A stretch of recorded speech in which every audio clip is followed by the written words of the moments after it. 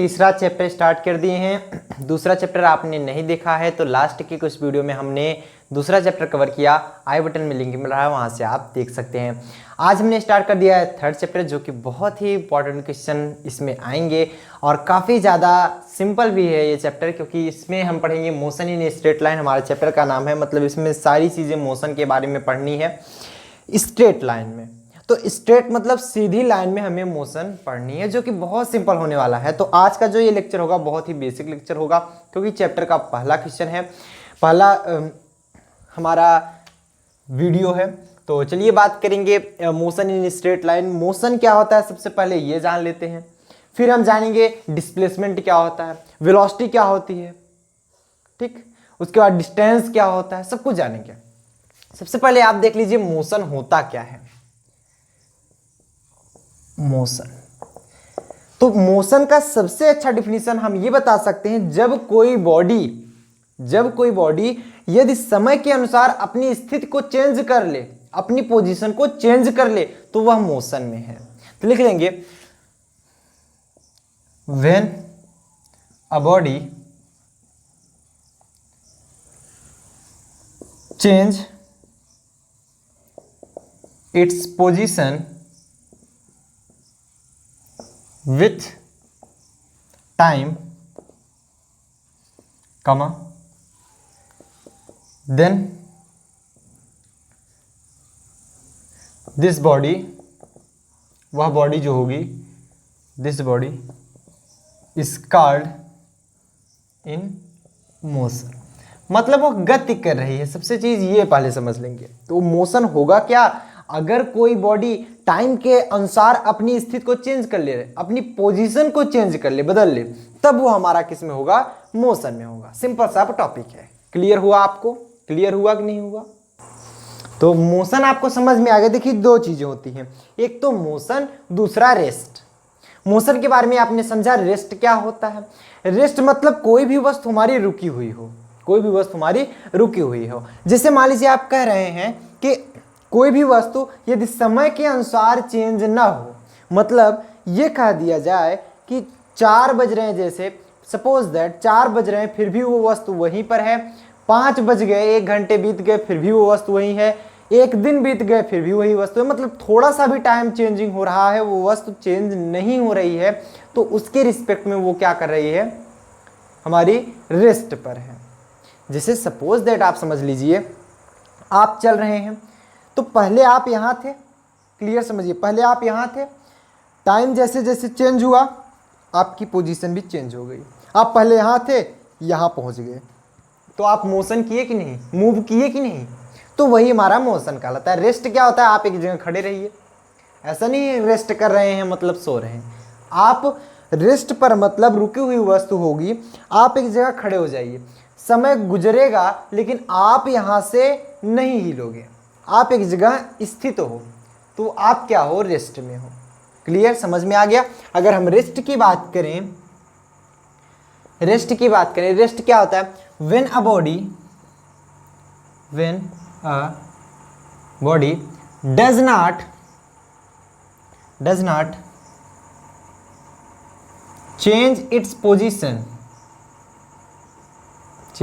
Position with respect to time, या with time भी बोल सकते हैं, with respect to time, comma this body is called, या बॉडी तब कहलाएगी इन रेस्ट में कहलाएगी। क्लियर। अगर इसका एग्जांपल देखना चाहें मूवमेंट का, तो लिख सकते हैं जैसे रनिंग पर्सन,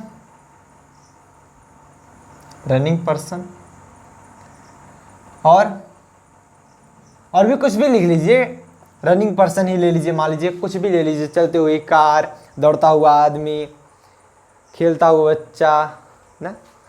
और रेस्ट पर जैसे कोई सा एक ऑब्जेक्ट ले लीजिए, मान लो आप वॉल ले रहे हो, वॉल, ये दीवाल जैसे है, तो ये तो रेस्ट पर है ऑफ कोर्स, ये हमारी रेस्ट पर है। टेबल, मेज, कुर्सी, जब तक आप फोर्स नहीं लगाओगे, वो हम पढ़ेंगे न्यूटन्स लॉ में, जब तक आप उस पर फोर्स नहीं लगाते एक्सटर्नल, तब तक वो अपनी पोजीशन ही नहीं चेंज करता है, उसकी पोजीशन वही रह जाती है। तो वो चीज़ें हम पढ़ेंगे। फॉर एग्जाम्पल के लिए वॉल ले लीजिए, और भी कुछ ले लीजिए, टेबल ले लीजिए। टेबल अपने आप थोड़ी चलेगा, जब उसको मूवमेंट कराओगे आप, फोर्स लगाओगे चलेगा। Clear, except. हालांकि टेबल हमारा मोशन में भी हो सकता है, टेबल हमारा मोशन में भी हो सकता है। कैसे? इसलिए क्योंकि टेबल को यदि आप ले जाओ कहीं, वो मोशन कर रहा है, टाइम के साथ चेंज हो रहा है। यहाँ पर आप लिख सकते हो मूविंग अर्थ, मूविंग अर्थ। इस पूरे पृथ्वी का घूमना, ये तो घूम रहा है ना, हमेशा घूम रहा है। अब उसमें भी दो मोशन होता है। मोशन हम पढ़ेंगे, एक तो हम इसे स्ट्रेट लाइन में मोशन पढ़ना है, मोशन में भी आप दो मोशन पढ़ोगे, अभी हम आगे चर्चा करेंगे। एक ऑर्बिटल मोशन होता है जो कि किसी के चारों तरफ चक्कर लगाता है, उसे बोलते हैं ऑर्बिटल मोशन। एक हमारा एक्सिस के चारों ओर होता है मोशन, ये चीज ध्यान रखना। एक तो ऑर्बिटल के चारों ओर होता है, एक तो एक्सिस के चारों ओर होता है, अपने ही एक्सिस पे मूव करता है वो। ठीक, तो मतलब कहां से क्लियर हुआ कि मोशन भी दो प्रकार। अभी हम आगे चर्चा कर रहे हैं इसके बारे में, यहां तक नोट कर लिए। चलिए, तो धीरे धीरे टॉपिक हम बढ़ाते चलेंगे। अब हम बात करते हैं डिस्टेंस के बारे में। डिस्टेंस क्या होता है, डिस्प्लेसमेंट क्या होता है। पहले डिस्टेंस के बारे में जानेंगे। डिस्टेंस होता क्या है, ये एक सदिश राशि, अदिश राशि मतलब स्केलर क्वांटिटी है या फिर वेक्टर क्वांटिटी है, सब कुछ जानेंगे पहले डिस्टेंस के बारे में, फिर हम जानेंगे किसके बारे में, डिस्प्लेसमेंट के बारे में। दोनों में क्या अंतर होता है उसके बारे में जानेंगे। फिर हम डिस्टेंस, डिस्प्लेसमेंट से क्या होता है, दूरी, जैसे डिस्टेंस, डिस्प्लेसमेंट, विस्थापन जिसे आप बोलते हो। फिर हम उसी से पता लगाएंगे वेग क्या होता है और चाल क्या होता है, स्पीड और वेलोसिटी, ये चीजें बताएंगे। फिर हम एक्सीलरेशन के बारे में चर्चा करेंगे। हालांकि हमारा ये मोशन के बारे में चल रहे हैं, तो इससे मोशन से रिलेटेड जितने भी पॉइंट हैं हम यहाँ पर कवर कर देंगे। ठीक, चलिए, तो हम यहाँ पर पहले बात कर लेते हैं डिस्टेंस के बारे में। डिस्टेंस क्या होता है, डिस्टेंस क्या होता है। अब बताइए, दो पॉइंट के बीच का जो चली गई जो दूरी होती है, पथ होता है, वही हमारा डिस्टेंस होता है ना। तो लिख लेंगे द लेंथ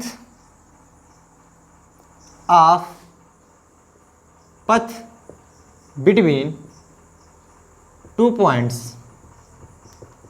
इज कॉल्ड, वो हमारा क्या कहलाता है, डिस्टेंस, इज कॉल्ड डिस्टेंस।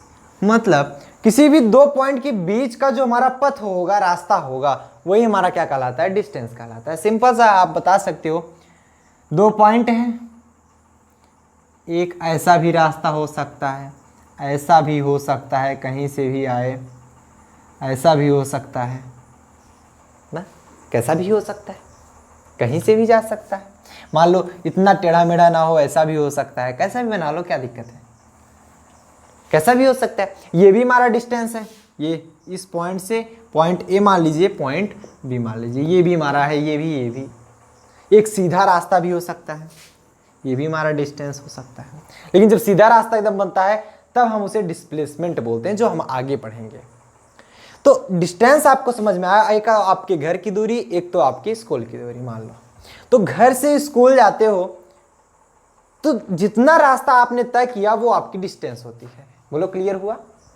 अगर पूछ लिया जाए सिंपल सा कि आपका घर आपके स्कूल से कितने दूर है, बताओगे 4 किलोमीटर, कैसा बताते हो, डिस्प्लेसमेंट मापते हो, नहीं, डिस्टेंस मापते हो। अब बताओगे सर ये क्या हुआ, अभी जब हम डिस्प्लेसमेंट बताएंगे तब क्लियर होगा। आप पहले यहां से यहाँ पहुंचे, फिर यहाँ पहुंचे, फिर सड़क बदली, फिर इस सड़क पे, फिर इस सड़क पे, टोटल यही तो मेजर करोगे। ऐसा तो करोगे नहीं इसकी दूरी जो मिनिमम पॉइंट होगा वो करोगे, ऐसा तो होता नहीं। इसका यूनिट क्या होता है अगर पूछ लिया जाए, डिस्टेंस की यूनिट क्या होती है, डिस्टेंस की यूनिट मीटर, किलोमीटर में भी मेजर करते हैं, मिलीमीटर में भी मेजर करते हैं, सेंटीमीटर में मेजर करते हैं, चाहे जिसमें मेजर करो, मतलब मीटर होता है। मिली, सेंटीमीटर, डेसीमीटर, डेकोमीटर, हेक्टो, किलोमीटर, जितना भी मीटर लगाओगे मतलब मीटर में इसको हम मेजर करते हैं। छोटी राशि लोगे सेंटीमीटर, मिलीमीटर, बड़ी ले हुए तो मीटर में, किलोमीटर में ना। अगर हम बात करें इसकी डायमेंशन की, डायमेंशन आप लोग खुद से निकालने का प्रयास करें, क्योंकि डायमेंशन हमने पिछली वीडियो में बताया था, पिछली चैप्टर में बताया था। पिछला चैप्टर हमारा डायमेंशनल एनालिसिस ही था, बहुत अच्छा चैप्टर था, इसलिए वहाँ पर जाइए। एक वीडियो हमने प्रॉपर बनाया डायमेंशन के ऊपर, डायमेंशन को पढ़िए, क्या है उसमें डायमेंशन, कैसे डायमेंशन आपको फाइंड करना होता है, तब आपको मालूम चलेगा। हमने वहाँ पर बताया था मास के लिए m रखते थे, द्रव्यमान के लिए, लेंथ के लिए l रखते थे, जो कि लेंथ हमारा मीटर में ही मेजर किया जाएगा, समय के लिए t रखते थे, एम्पीयर के लिए a रखते थे। बोलो हाँ या ना, ये सब समझ में आ रहा है ना? यही सब चीज हमने वहां पर रखा था। तो डायमेंशन इसका क्या होगा, लेंथ है, लेंथ को हम एम में मेजर करेंगे, बाकी कुछ नहीं। ऐसा नहीं मीटर है तो एम में है, नहीं, लेंथ को हम एम में ही मेजर करते हैं, सबसे सिंपल सी बात। डायमेंशन हो गया। क्वांटिटी क्या होगी, क्वांटिटी क्या ये स्केलर क्वांटिटी होगी, क्या ये वेक्टर क्वांटिटी होगी? नहीं, it is a scalar quantity. ऐसा क्यों, क्यों यह अदिश राशि हुई? क्योंकि हम जानते हैं, अभी तक आप अपनी कक्षा के अनुसार जानते हैं कि अपने क्लास के अनुसार ही पढ़िए, कितना आपको पढ़ाया जा रहा है कि स्केलर क्वांटिटी क्यों हुई। क्योंकि इसको दिखाने के लिए स्केलर क्वांटिटी की पहले डिफिनीशन बता दीजिए आप लोग। डिफिनीशन क्या होती है? डिफिनीशन ये होती है, स्केलर क्वांटिटी को डायरेक्शन की जरूरत नहीं पड़ती, सिर्फ आपको क्वांटिटी मिल जाए, बस उसका मैग्नीट्यूड मिल जाए, क्वांटिटी की डायरेक्शन की आवश्यकता नहीं होती है। लेकिन वेक्टर में डायरेक्शन की आवश्यकता होती है।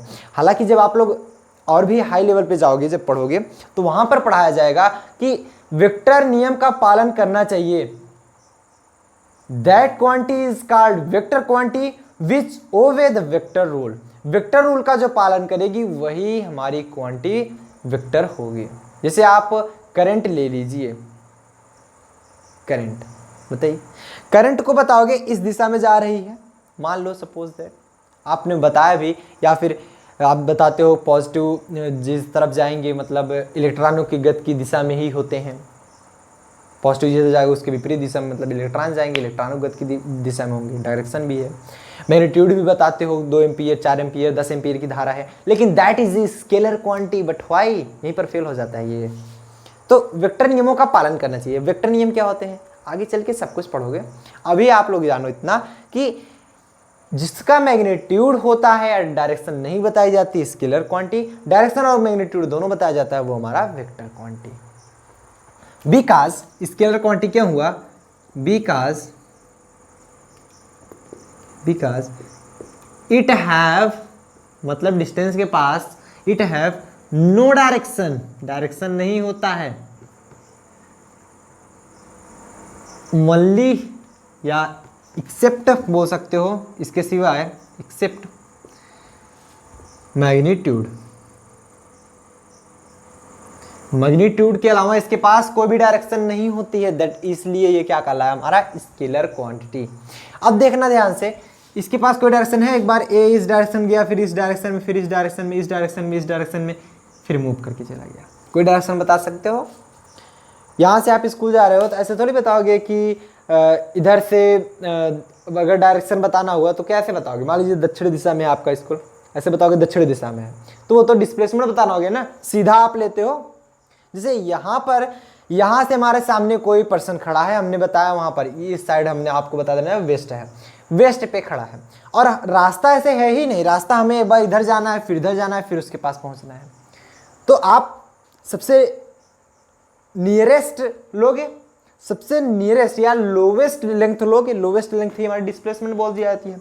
तो डिस्प्लेसमेंट का डायरेक्शन हुआ ना, डिस्टेंस का कोई डायरेक्शन नहीं होता है, तो इसलिए ये क्या कहलाई, हमारी स्केलर क्वांटिटी कहलाई। और एक चीज़ है, जब आप दो पॉइंट के सबसे न्यूनतम दूरी मापते हो वो डिस्प्लेसमेंट होगा, मतलब दूरी हमेशा, डिस्टेंस जो होता है डिस्प्लेसमेंट के बराबर हो सकता है, उससे बड़ा भी हो सकता है, लेकिन कभी भी डिस्प्लेसमेंट से छोटा नहीं होगा, ये चीज़ ध्यान रखा। और ना तो ये निगेटिव होता है, आप थोड़ा भी चले बराबर हो गया, वो थोड़ा भी चल दिए लेकिन डिस्टेंस पॉजिटिव ही आया, अभी हम आपको बताएंगे इसमें। लेकिन डिस्प्लेसमेंट क्या होता है, आप थोड़ा आगे चलिए, 1 किलोमीटर आगे गए, 2 किलोमीटर पीछे आ गए, -1 किलोमीटर आपने डिस्प्लेसमेंट किया, माइनस में होता है डिस्प्लेसमेंट, माइनस, पॉजिटिव, जीरो भी हो सकता है, but distance always positive. Clear, समझ में आया, हटा दिया जाए। अब हम बात करते हैं डिस्प्लेसमेंट के बारे में कि डिस्प्लेसमेंट क्या होता है। हालांकि ये सब बेसिक चीज़ें हैं, जिसको ये सब पता है तो वो इसको स्किप कर सकता है, अगले वाले वीडियो से वो देखेगा। डिस्प्लेसमेंट, बताओ डिस्प्लेसमेंट क्या है? The lowest distance. कभी भी आप लोग डिफिनीशन मत याद किया करो, काफ़ी बच्चे रटते हैं। हम यहाँ पर लिखा दिए हैं, कॉपी खोल लेते हैं, द लोवेस्ट डिस्टेंस ऑफ, रटा मत करो, हमेशा समझने का प्रयास करो। अरे 2 पॉइंट के बीच की न्यूनतम दूरी ही हमारी डिस्प्लेसमेंट कहलाती है। The lowest distance between 2 points is called displacement. Simple है, the lowest distance between 2 points are called displacement. अब अपने बुक से मिलाओगे कभी भी ये डिफिनीशन आपको मिलेगी नहीं, जितने भी बुक मिलाओगे सब में अलग अलग होगी। क्यों ऐसा होता है? क्योंकि कभी भी डिफिनीशन याद नहीं करनी चाहिए, हमेशा समझनी चाहिए वो कह क्या रहा है, आप खुद भी बना लोगे। अब वही किताबी भाषा रटोगे तो आप समझ में नहीं आएगा, तो आप समझने का प्रयास करो कह क्या रहा है। जैसे समझ गए कि the lowest distance between 2 points are called displacement, मतलब वही निकला। आप अपनी बुक का क्वेश्चन उठा, बुक के डिफिनीशन देखिए, इस डिफिनीशन को देखिए, मतलब हमारा सेम है, लेकिन जो हमारी ये कहने की भाषा है वो अलग अलग है। तो ये चीज़ हमारी बताने के लिए थी, the lowest distance between 2 points are called displacement. 2 point के बीच का लोवेस्ट पॉइंट जो होगा, लोवेस्ट डिस्टेंस होगी, मतलब अगर इसके और इसके बीच की लोवेस्ट डिस्टेंस मतलब एक स्ट्रेट लाइन। अब आए ना अपने टॉपिक पे, स्ट्रेट लाइन, ऐसे धीरे धीरे टॉपिक आपको समझ में आएगा। The lowest distance between 2 points A and B, मान लो लोवेस्ट डिस्टेंस ही हमारी क्या कहलाएगी? डिस्प्लेसमेंट कहलाएगी। यूनिट इसकी क्या होगी? सिमिलर, ये भी लेंथ है तो इसे भी हम सेंटीमीटर मेजर करें, मीटर मेजर करें, मिलीमीटर मेजर करें और किलोमीटर मेजर करें, चाहे जिसमें मेजर करें, क्या दिक्कत है, कुछ भी ले सकते हो। ज़्यादातर ये मीटर में यूज़ होता है, क्यों? क्योंकि MKS हम जब लगाते हैं, CGS आप लगा रहे हो तो CGS में सेंटीमीटर लगाओगे ना, MKS आप यूज़ कर रहे हो तो ये मीटर लगाओगे। डायमेंशन क्या होगा? डायमेंशन भी वही होगा। लेंथ को हम कैपिटल M में मेजर करते हैं, लेंथ को हम कैपिटल L में मेजर करते हैं। वो पिछले वाला जो हमने बताया था कैपिटल M, वो शायद गलती से हो गया था, तो अगर M लिख दिए हो तो L बना लीजिएगा उसको। लेंथ को हम कैपिटल L में यूज करते हैं, ठीक, डायमेंशन हो गया। और यूनिट हो गया, डायमेंशन हो गया। क्वांटिटी बता दें इसका, क्वांटिटी क्या होता है? It is a vector quantity, vector quantity, यह वेक्टर क्वांटिटी होता है। क्यों? क्योंकि बिकॉज, क्यों वेक्टर क्वांटिटी होता है? बिकॉज इट हैव बोथ, इसके पास दोनों है। कौन कौन है? दोनों। एक तो हमारा मैग्नीट्यूड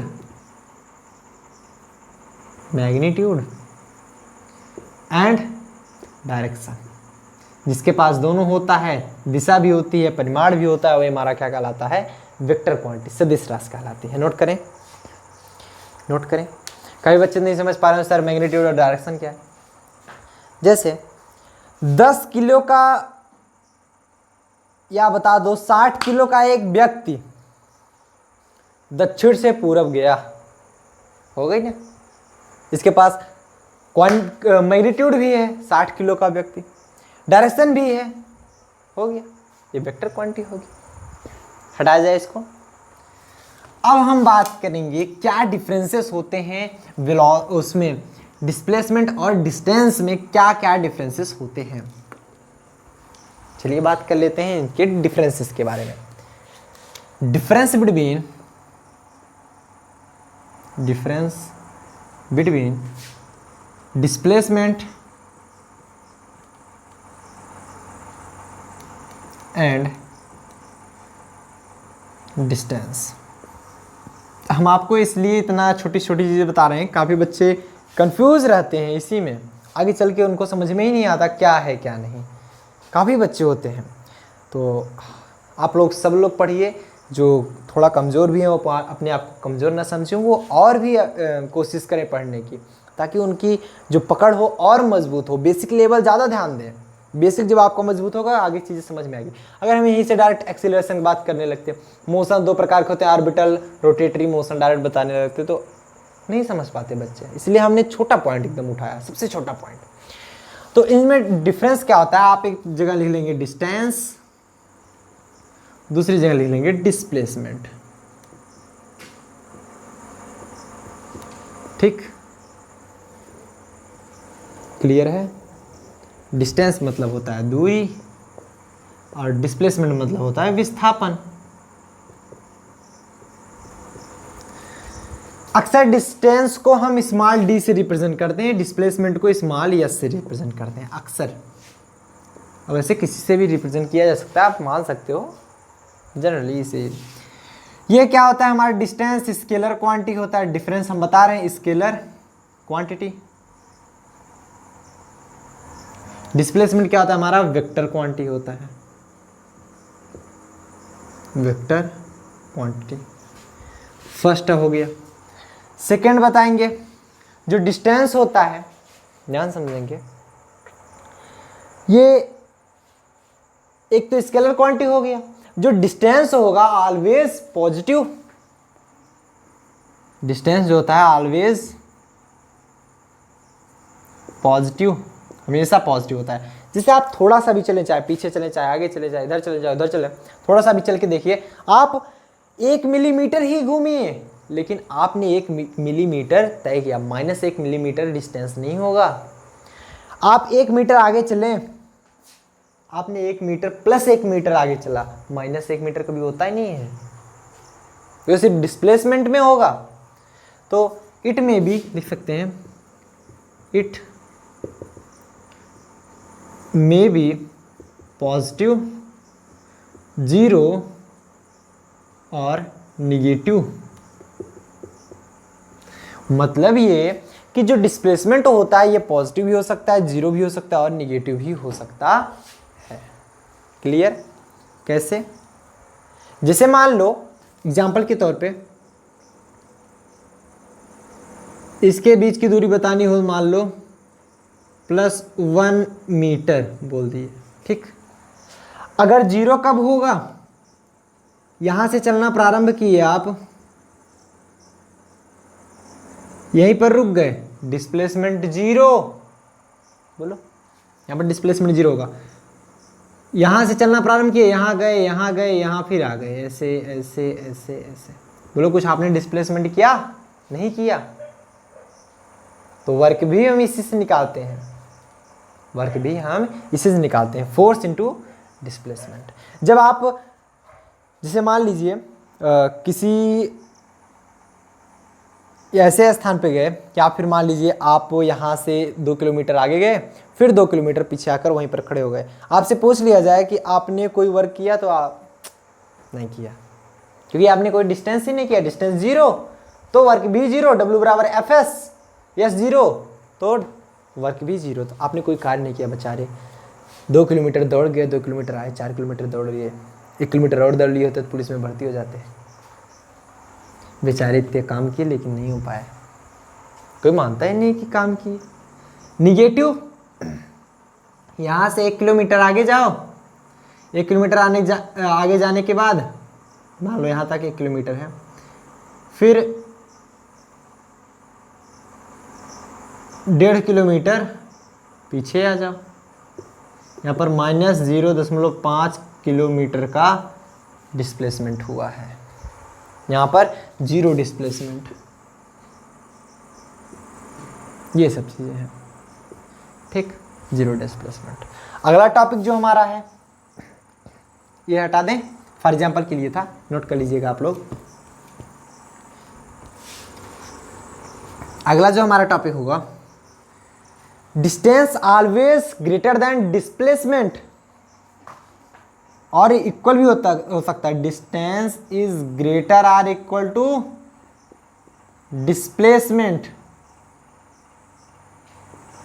डिस्टेंस जो होता है डिस्प्लेसमेंट से बड़ा भी हो सकता है और उसके बराबर भी हो सकता है, बट जो डिस्प्लेसमेंट है is low or less or equal to distance. बात तो वही हुई ना, लेकिन एक पॉइंट हमको बढ़ाना था इसलिए हमने लिख दिया। डिस्टेंस जो होता है डिस्प्लेसमेंट से हमेशा बड़ा होगा और बराबर भी हो सकता है, लेकिन कैसे? मान लो 2 पॉइंट हुआ, आपको ऐसे गए 4 किलोमीटर लग गया, सीधे रास्ता पे गए 3 ही किलोमीटर में तय कर लिया ना, इसे भी तो डिस्टेंस बोल सकते हो, 2 पॉइंट के बीच की दूरी, और डिस्प्लेसमेंट भी है, तो डिस्टेंस भी कहना गलत तो है नहीं। हाँ ये डिस्प्लेसमेंट है मान लीजिए, लेकिन डिस्टेंस भी तो बोल सकते हो ना, लेकिन डिस्प्लेसमेंट कभी डिस्टेंस से ज़्यादा नहीं होगा, हो ही नहीं सकता।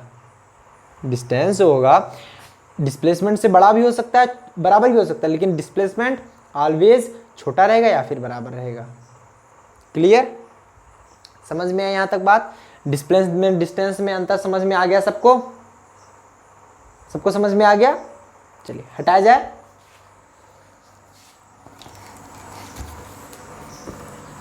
अब बात आती है डिस्टेंस और डिस्प्लेसमेंट ने आपने तो पढ़ लिया, अब बात ये स्पीड और velocity.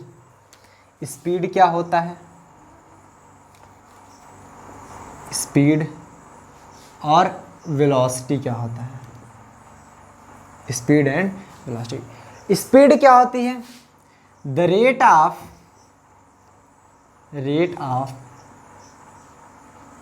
Change of displacement, sorry distance is called speed. मतलब rate of change of distance में जो रेट ऑफ चेंज होगा, 1 मिनट में मार्कर चेंज कर लेता हूं, जो डिस्टेंस में रेट ऑफ चेंज होगा मतलब समय के साथ जो डिस्टेंस में परिवर्तन होगा वो स्पीड कहलाएगा, इज कॉल्ड स्पीड। बट जो वेलोसिटी होगा वो हमारा क्या कहलाएगा? The rate of change of displacement is called velocity। समझ में बात आई? क्लियर होता है?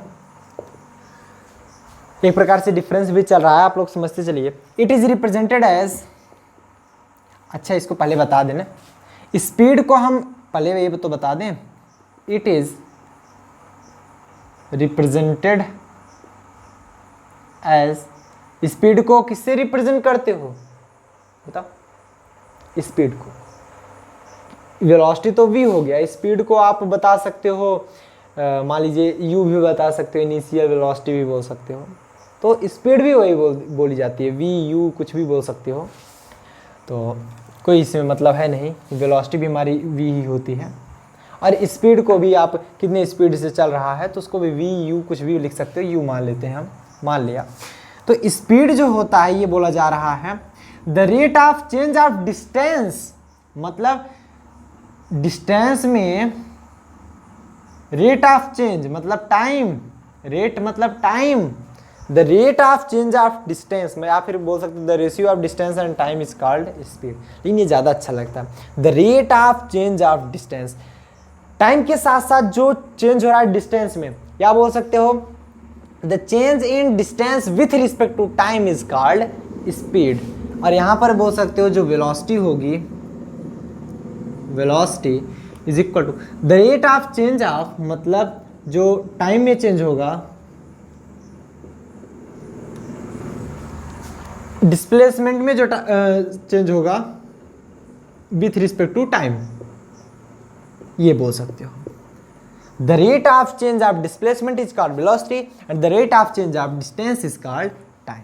मतलब ये हुआ कि the change in displacement with respect to time is called velocity, the change in distance with respect to time is called speed. देखिए डिस्टेंस हमारा क्या है, अगर पहले इसकी बात कर लें, ये कौन सी क्वांटिटी है, तो डिस्टेंस हमारा स्केलर क्वांटिटी था, तो ये भी स्पीड में हमारा स्केलर क्वांटिटी होती है। It is scalar quantity, scalar quantity, clear. And ये क्या होगा, वेलोसिटी हमारी क्या होगी, डिस्प्लेसमेंट हमारा वेक्टर क्वांटिटी था, तो वेलोसिटी भी हमारा क्या होती है, it is vector quantity, vector quantity. अगर हम बात करें स्पीड की, कि स्पीड क्या होता है, जिसे इट इज स्केलर क्वांटिटी, इसकी यूनिट क्या होती है, यूनिट की अगर चर्चा कर लें हम, स्पीड की यूनिट क्या होगी, यूनिट कैसे फाइंड करते हैं, यूनिट ऑफ स्पीड अगर हम निकालें, unit of speed equal to unit of distance, ऐसे फाइंड करते हैं, unit of distance upon unit of time. अब यूनिट ऑफ स्पीड अगर हम फाइंड करें, unit of speed equal to unit of distance, distance की यूनिट क्या होती है, मीटर, मान लो मीटर में ही मान लो मीटर, और टाइम की सेकंड, मीटर पर सेकंड आता है।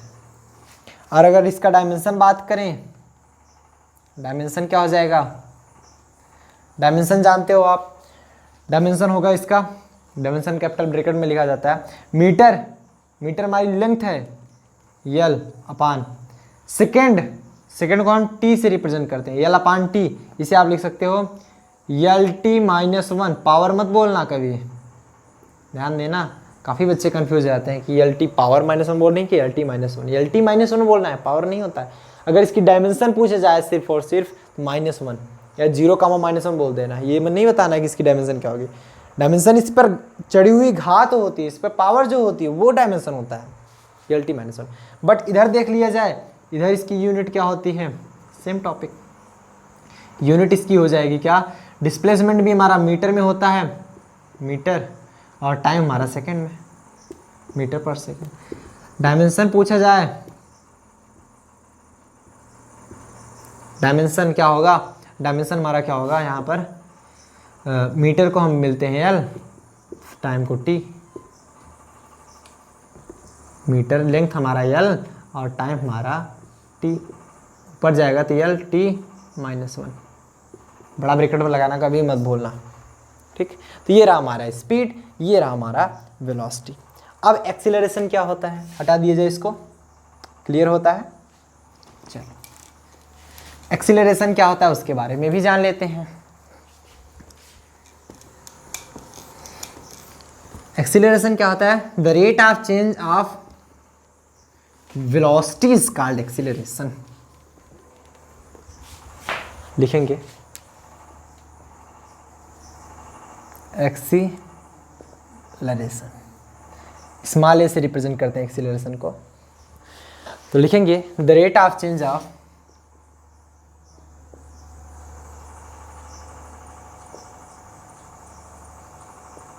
the rate of change of velocity is called acceleration, and it is represented as small a। इसका यूनिट क्या होता है, मतलब ये ऐसा बोला जाए, एक्सीलरेशन जो होगा small a equal to rate of change of velocity, मतलब वेलोसिटी अपॉन टाइम, ये चीज़, ठीक। अगर एक ही बात कर लें हम, वेलोसिटी को v लिखते हैं, टाइम को t लिखते हैं, यहाँ पर इसका डिफ्रेंसिएशन किया जाता है dv अपॉन dt, क्लियर हुआ, ये बराबर dv अपॉन dt। तो फाइनली आपको ये मिल गया कि आपने एक डिस्टेंस निकाला था x, डिस्प्लेसमेंट s ना, डिस्टेंस x, डिस्प्लेसमेंट s, आप डी वी लिख सकते हो डिस्टेंस को, हमने डी वी दिखाया था, एक्स भी लिख सकते हो, अलग अलग नामों से जाना जाता है अक्सर। तो यहाँ पर हमें स्पीड मिला, स्पीड इक्वल टू, स्पीड बराबर हमारे मिली डी एक्स अपान डी टी, और वहाँ पर वेलोसिटी मिला हमारा, वेलोसिटी डी एस अपान डी टी। एक्सीलरेशन की बात करें, एक्सीलरेशन के इस रिप्रेजेंटेटिव वेलोसिटी हमारा वी है, तो D V upon D T, ये चीज़ आपको मिल गया। यूनिट की बात करें इसकी, यूनिट क्या होगी निकाल लो, तो यहाँ पर निकालो unit of a equal to, कैसे निकालोगे, unit of velocity v upon unit of time t। Velocity v का यूनिट क्या होता है, मीटर पर सेकेंड, टाइम का भी हमारा सेकेंड ही होता है, क्या हो गया मीटर पर सेकेंड स्क्वायर, ये इसका यूनिट होगा। डायमेंशन अगर निकालें, डायमेंशन कैसे फाइंड करोगे, मीटर को हम यल लिखते हैं, समय को टी लिखते हैं, इसका स्क्वायर है t2, t2 ऊपर जाएगा t-2 बन जाएगा, तो LT-2 इसका डायमेंशन है। क्वांटिटी इसकी क्या होगी, क्वांटिटी इसकी वेक्टर क्वांटिटी, क्यों, क्योंकि वेलोसिटी हमारी वेक्टर क्वांटिटी होती है। वेलोसिटी हमारी क्यों वेक्टर क्वांटिटी होती है, डिस्प्लेसमेंट हमारा वेक्टर क्वांटिटी होता है, और डिस्प्लेसमेंट क्यों वेक्टर क्वांटिटी होती है, क्योंकि उसके पास हमारा मैग्नीट्यूड भी और डायरेक्शन भी है। तो इट इज वेक्टर क्वांटिटी, ये हमारी वेक्टर क्वांटिटी। नोट करें, फटाफट से नोट करें, नोट करें, हटाया जाए, चलिए।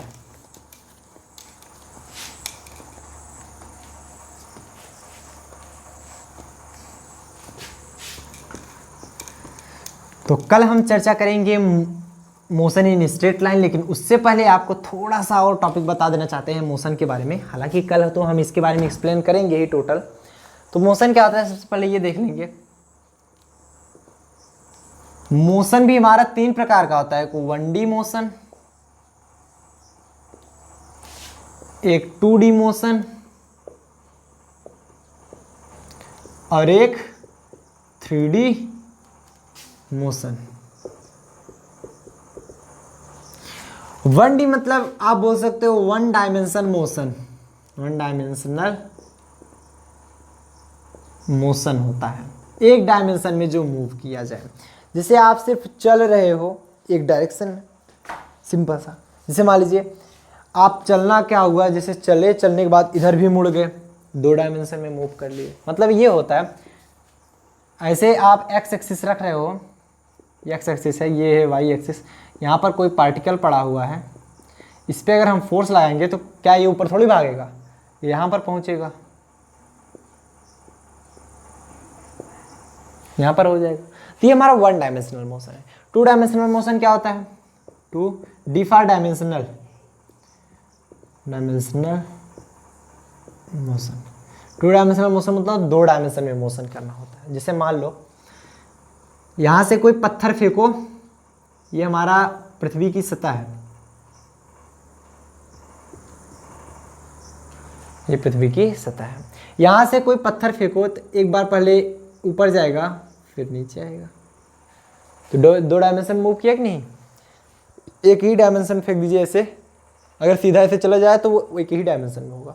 एक बार वो गया फिर अपनी दिशा को बदल के दूसरे स्थान पे आ गया। लेकिन अगर देखा जाए तो एक ही प्लेन पर है, एक प्लेन पे 2 डायमेंशन। जैसे ये व्हाइट बोर्ड अगर देखा जाए, एक तो इसकी ऊंचाई, एक तो इसकी लंबाई, तो ये एक डायमेंशन ये हुआ, एक डायमेंशन ये हुआ। तीसरा डायमेंशन की बात करेंगे तो इसके जस्ट परपेंडिकुलर बाहर की तरफ। वैसे 3 के तीनों आपस में परपेंडिकुलर ही होते हैं। तो ये हमारा 2 डायमेंशन मोशन हुआ। तो हम आगे चर्चा करेंगे रेक्टिलिनियर मोशन जैसे हो गया हमारा। तो रेक्टिलिनियर मोशन, हम सिर्फ बात करें स्ट्रेट मोशन के बारे में, ठीक। अगर आपको बात कर दी जाए यहाँ पर इसके अपने एक्सिस के अराउंड घूमने की, ये ऐसे ऐसे ऐसे, जैसे मान लीजिए कोई आप ऐसे पकड़ लिए हैं तो उसके चारों ओर कोई रिंग है, अगर घूम रही है अपने ही एक्सिस पे घूम रहा है, मान लो ऐसा है ये अपने एक्सिस पर ही घूम रहा है, तो भी 2 डायमेंशन मोशन कर रहा है ना, 2 डायमेंशन मोशन कर रहा है। 3 डायमेंशन मोशन जैसे आपका ये इसे बोलते हैं 3 डायमेंशनल मोशन। जैसे हमारा गैसियस पार्टिकल करते हैं, गैसियस पार्टिकल कैसे मूव करते हैं? कोई आपका एक कंटेनर रखा गया है, मान लीजिए यहाँ पर गैस के पार्टिकल होंगे, तो गैस के जो पार्टिकल होंगे जब आप इसको हीट करेंगे कैसे मूव करेंगे? ये जिगजैग मोशन, इधर से उधर, उधर से इधर, कुछ ऐसे ऐसे ऐसे ऐसे ऐसे ऐसे ऐसे ऐसे ऐसे ऐसे ऐसे ऐसे ऐसे मूव कर देना। बोलो करते हैं कि नहीं? तो ये 3 डायमेंशन मोशन हो गया। और ये लिखना चाहिए, या तो फिर बोल लें फ्लाइंग बर्ड, जो चिड़िया उड़ती है वो भी 3 डायमेंशन मोशन में मूव करती है ना। कैसे? एक तो वो सीधी भी जा सकती है, इधर भी जा सकती है, वो ऊपर भी तो जा सकती है, नीचे भी तो जा सकती है। 3 डायमेंशन मोशन नहीं की, 3 डायमेंशन मोशन। हम बात करें सिर्फ 1 डायमेंशन मोशन, इतना नोट करें, हम बात करेंगे सिर्फ 1 डायमेंशन मोशन के बारे में। तो और हमें चर्चा नहीं करनी, क्योंकि हमारा चैप्टर ही है मोशन इन स्ट्रेट लाइन, सिर्फ हम स्ट्रेट लाइन के बारे में ही चर्चा करेंगे। तो 1 डायमेंशन मोशन के बारे में सबसे पहले चर्चा कर लेते हैं। 1 डायमेंशन मोशन में हमारा स्ट्रेट लाइन का मोशन आता है, ध्यान से समझिएगा। 1 डायमेंशन मोशन ही हमारा 2 प्रकार का मोशन होता है। एक हमारा यूनिफॉर्म मोशन, दूसरा होता है हमारा नॉन यूनिफॉर्म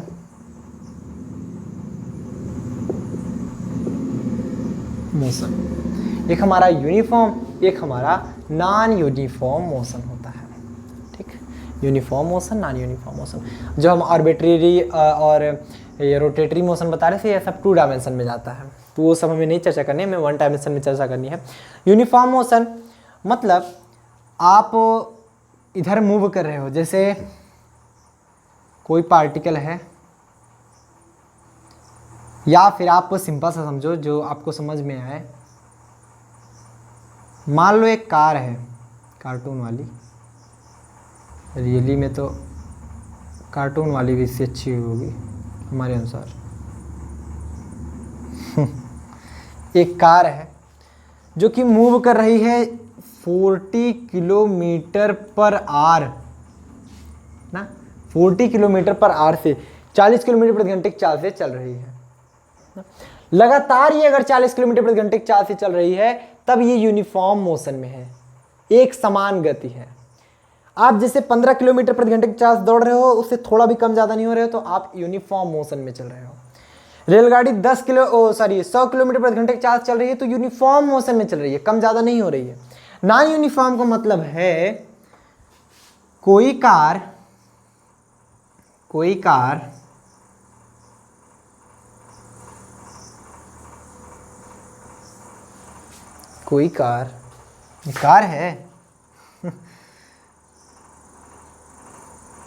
कोई कार मान लीजिए पहले चली 40 किलोमीटर प्रति घंटे की चाल से, 40 किलोमीटर प्रति घंटे की चाल से पहले 60 किलोमीटर चली, 60 किलोमीटर ये चली 40 किलोमीटर प्रति घंटे की चाल से।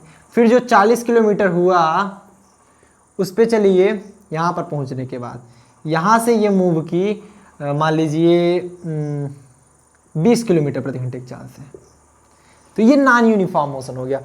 कम ज़्यादा चल रही है, जैसे आप कार चलाते हो ना, एकाएक तो एक ही स्पीड में चलाओगे नहीं, कम ज़्यादा तो करोगे ना, तो वो नॉन यूनिफॉर्म होता है। यूनिफॉर्म क्या होता है? जो एक प्रकार से ही चलती रहे, एक प्रकार से। जैसे मान लीजिए आप एक गेंद ले लो, अगर सरफेस वो चिकना एकदम, उस पर लुढ़का दो तो ये यूनिफॉर्म मोशन में चलने लगेगा। गिरती हुई कोई वस्तु जैसे यहाँ से छोड़ दो, ग्रेविटेशन के अनुसार वो यूनिफॉर्म मोशन में आ रही है, ऐसा होता है। हाँ, स्पीड बढ़ती है, जब ऊपर छोड़ोगे तो इसकी स्पीड बढ़ती आएगी, लेकिन मानते हैं स्पीड बढ़ती है, तो स्पीड यूनिफॉर्म में ऐसे बढ़ती सब धीरे धीरे चली जाती है, वो यूनिफॉर्म मोशन। आगे चल के हम एक्सप्लेनेशन करेंगे, तो आज के लिए बस इतना है। मिलते हैं इसी तरह के और इंटरेस्टिंग वीडियो साथ। टिल देन बढ़िया से पढ़ाई करें। All the very best.